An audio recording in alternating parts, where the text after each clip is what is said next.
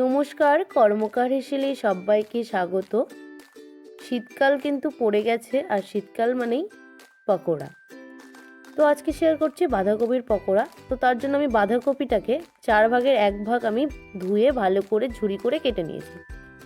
এবার আমি এখানে দিয়ে দিয়েছি মিডিয়াম সাইজের 2টো পেঁয়াজ কুচি, দিয়ে দিলাম এখানে 1 কাপের মতো বেসন, দিয়ে দিয়েছি হাফ কাপ চালের গুঁড়ো, লঙ্কার গুঁড়ো, হলুদ গুঁড়ো, লবণ, জিরের গুঁড়ো, আর দেব কাঁচা লঙ্কা কুচি। এবার ভালো করে মেখে নেব। জল কিন্তু দেব না, কারণ বাঁধাকপিটা যখন আমি ধুয়েছি তার মধ্যে কিন্তু একটু জল ছিলই। তো এভাবে আমি ভালো করে শুকনো শুকনোই মেখে নেব।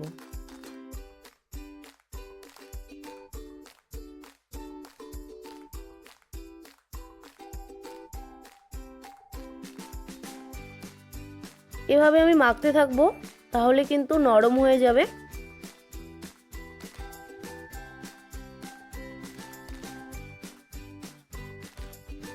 এখানে আমার মনে হচ্ছিল একটু বেসন লাগবে, তো আমি সামান্য পরিমাণের একটু বেসন দিয়ে দিচ্ছি। আর একটু যেহেতু বেসন দিয়েছি তার কারণে দিলাম একটু চালের গুঁড়ো, দিয়ে আবারও ভালো করে আমি মেখে নিচ্ছি।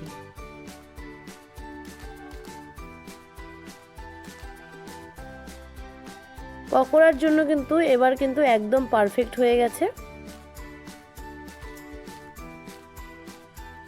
তোমরা দেখতেই পাচ্ছ আমি কিন্তু জল দিইনি, আমি কিন্তু জল ছাড়াই ভালো করে মেখে নিয়েছি। তো আমি এবার এটাকে সাইডে রেখে দেব, আর অন্যদিকে আমি কড়াই বসিয়ে দেব। কড়াই দিয়ে দেবো সাদা তেল। তেলটা গরম হয়ে গেলে এবার এক এক করে আমি ছেড়ে দেব।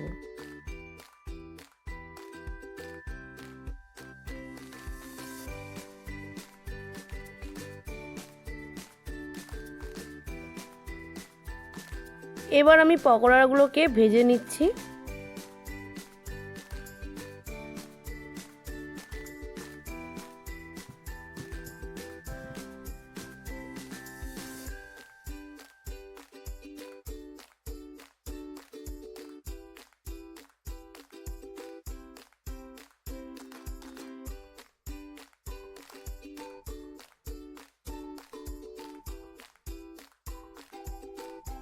উল্টে পাল্টে লাল লাল করে এবার আমি ভেজে নেব।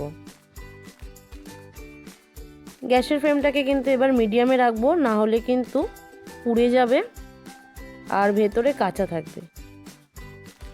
তো মিডিয়াম আছে এখন আমি ভেজে নিচ্ছি।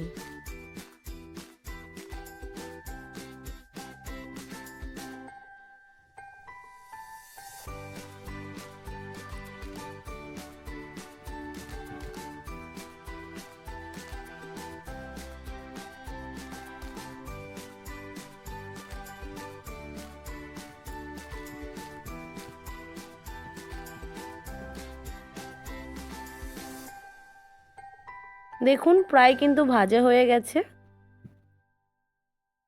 এইভাবে যদি তোমরা তোমাদের গেস্টকে দাও, গেস্ট কিন্তু খুব খুশি হবে।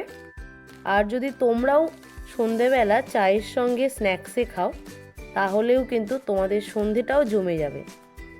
তো দেখুন ভাজা হয়ে গেছে, এবার আমি ছেঁকে তুলে নিচ্ছি। এবার আমি একটা প্লেটে তুলে নিলাম। দেখতে যেমন লোভনীয়, খেতেও কিন্তু খুব মুচমুচে। তো ভিডিওটা তোমাদের কেমন লাগলো অবশ্যই জানিও।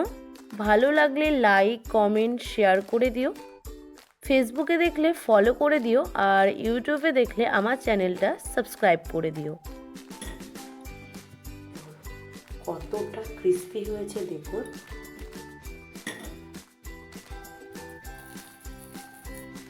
বুঝতেই পারছেন কতটা ক্রিস্পি হয়েছে। তো চলো দেখা হচ্ছে নেক্সট ভিডিওতে।